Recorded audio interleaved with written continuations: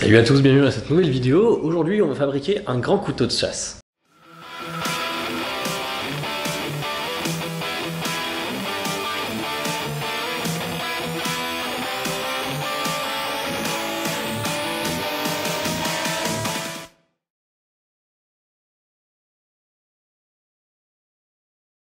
Dans la vidéo d'aujourd'hui, on va fabriquer un grand couteau de chasse à partir de 7 barres d'acier.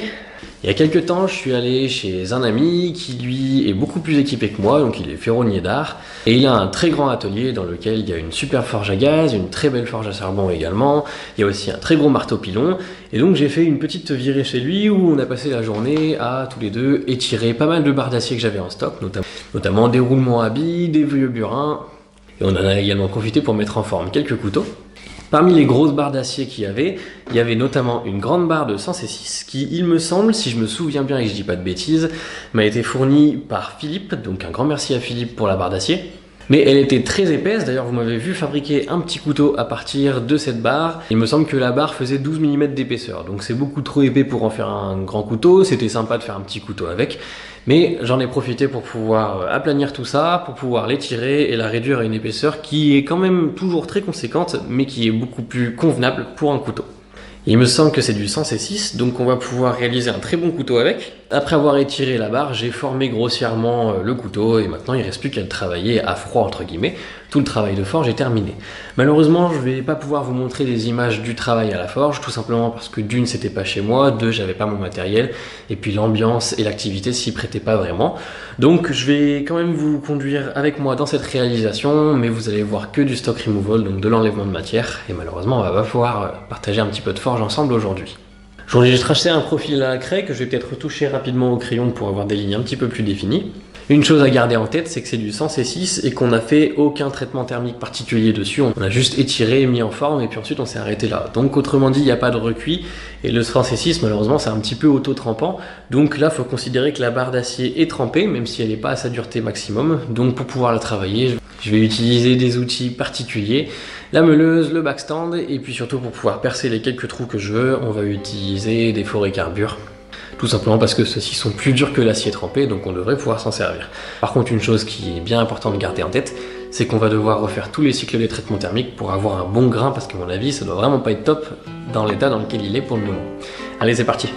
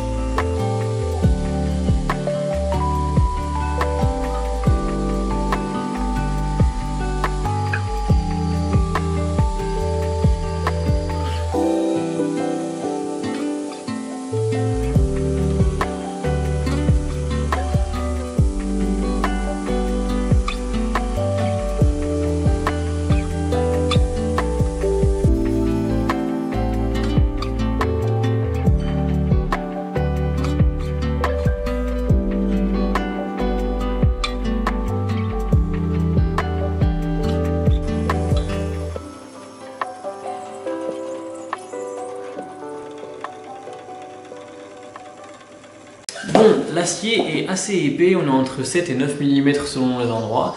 Et compte tenu du gabarit du couteau, il va nécessairement falloir que j'allège un petit peu le manche. D'habitude, ce qu'on fait, c'est qu'on perce tout simplement plein de trous surnuméraires pour essayer d'enlever un petit peu de matière. Ici, l'acier est épais et surtout il est dur, un peu trop dur pour mes forêts. Vous l'avez vu, j'y arrive avec des forêts carbure, mais c'est long, un petit peu fastidieux. Donc on va essayer une autre méthode que j'ai encore jamais testée. C'est celle de faire une gouttière à l'intérieur du manche. J'ai vu que ça se faisait, j'ai déjà vu des Américains faire ça. Donc il n'y a pas de raison pour que moi j'y arrive pas. Et on va profiter du fait que c'est dans le manche, donc du fait que c'est caché, pour pouvoir essayer de faire quelque chose qui tient la route. Je peux réaliser, ou du moins tenter de réaliser ce genre de choses, grâce à mon nouveau backstand, qui, vous l'avez vu, fait du travail très rapide sur le profil, même sur des épaisseurs aussi conséquentes. Et je peux le faire sur ce backstand là, simplement parce que la structure, ou du moins le support des roues, ne dépasse pas du profil de celle-ci. Donc en fait, on va pas être gêné par le support pour pouvoir faire notre gouttière.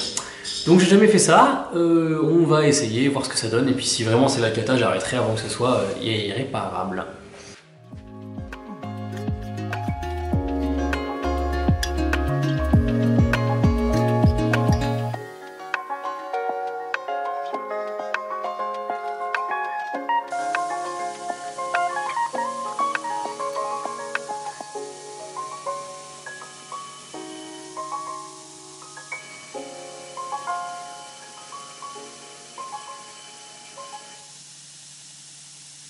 Bon ben voilà, pour un premier essai je trouve que c'est pas mal. Ici j'ai failli aller trop loin mais on a un petit millimètre de marge. J'essaierai de me souvenir qu'il ne faut pas que je creuse trop dans cette zone là pour la suite du travail. Ce côté là est un petit peu plus propre que celui-ci c'est le premier. En fait c'est pas très compliqué, sur les manches on peut se permettre de faire quelque chose qui soit pas très propre. Donc là en l'occurrence on se place à peu près à la bonne hauteur et on bourre. C'est un exercice sur lequel je vais m'entraîner parce que j'ai très envie d'avoir le même rendu éventuellement sur la lame. Donc un jour peut-être que je pourrai faire des gouttières sur les lames. En tout cas j'ai le matériel pour. Maintenant il n'y a plus qu'à s'entraîner pour. Allez, maintenant on va passer à la réalisation des émoutures. Compte tenu de l'épaisseur de la lame ainsi que de la géométrie de celle-ci, je pense qu'elle se prête plutôt bien à une grosse émouture creuse maintenant que j'ai la grosse roue de contact qui fait 37 cm de diamètre. Donc c'est une grosse roue de contact, je vais pouvoir quand même monter les émoutures assez haut et c'est très épais, donc on coche toutes les cases pour pouvoir faire une belle émouture creuse. C'est parti!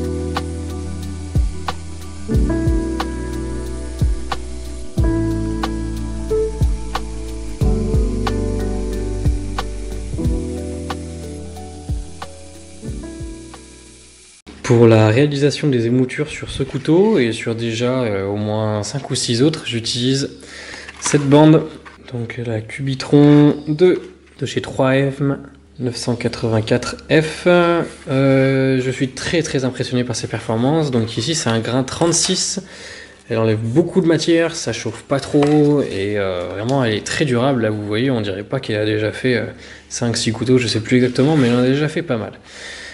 Donc très impressionnant, et si jamais vous êtes intéressé, vous trouverez évidemment un lien dans la description, ainsi qu'un code de parrainage pour le site Prix Abrasif. Comme ça vous allez pouvoir économiser sur votre première commande.